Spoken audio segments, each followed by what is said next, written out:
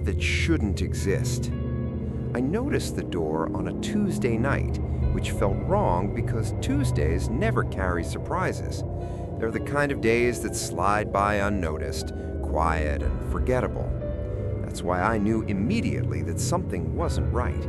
My apartment had always been the same, small, narrow, familiar in a way that almost bored me. I could walk from the bedroom to the kitchen in the dark without touching a single wall. I knew every crack, every shadow. But that night, as I walked down the hallway, my foot didn't hit the wall where it was supposed to. I took another step, then another. The hallway kept going. At the end of it, under the flickering ceiling light, stood a door that had never existed before. It wasn't old. It wasn't broken. It didn't look mysterious or dramatic. It was painted the same dull white as the rest of the apartment, as if it had been there since the building was constructed. That was the worst part.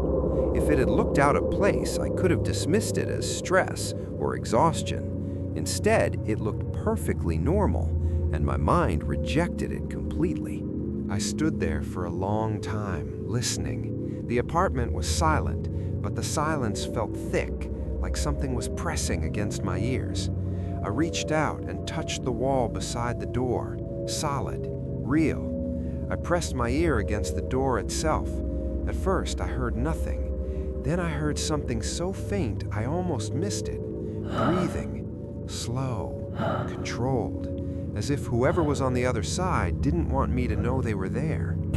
I stepped back, heart pounding, and told myself I was imagining it. My roommate, Daniel, was asleep. The building was old. Pipes made noise. Walls settled. There were explanations for everything. There had to be. The next morning, I asked Daniel about the door.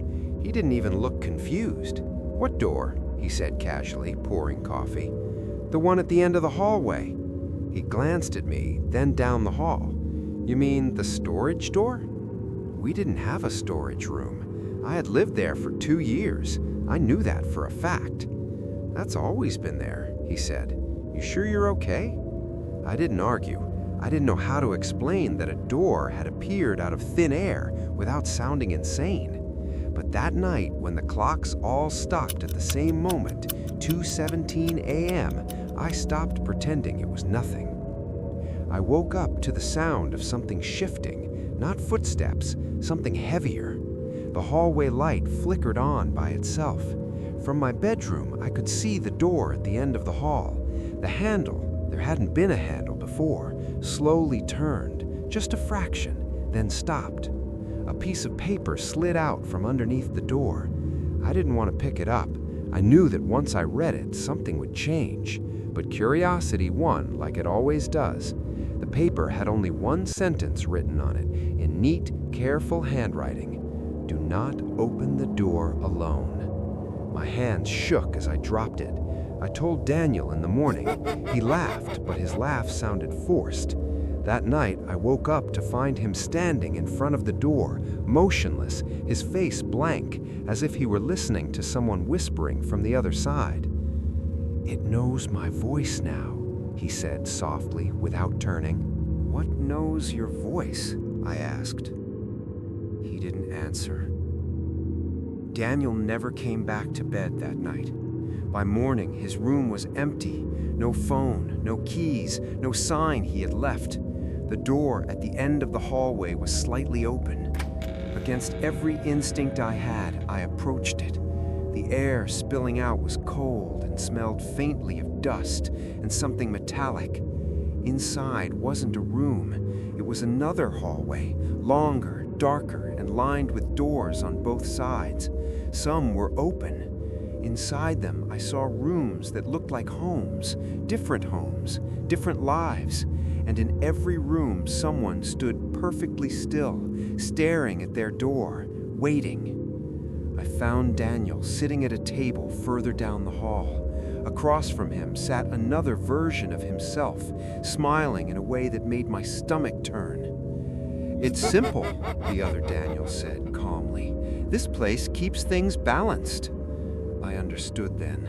The door didn't lead somewhere else. It corrected things. When a space had too many people, when something didn't belong, the door appeared. Someone had to leave, someone had to stay. I ran. The hallway twisted and folded, looping back on itself.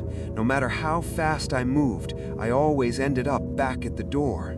Another note appeared in my hand, written in my own handwriting. Only one returns. I don't remember choosing. I only remember the door closing behind me and waking up in my apartment alone. The hallway was normal again. The door was gone. Daniel was gone too. A week later, my neighbor knocked on my door, looking uneasy. "Hey," she said, "this is going to sound weird, but did you always have an extra door in your hallway?" I didn't answer. I just watched as the space behind her stretched, slowly, quietly, making room for something new. Because the door never disappears, it just moves on.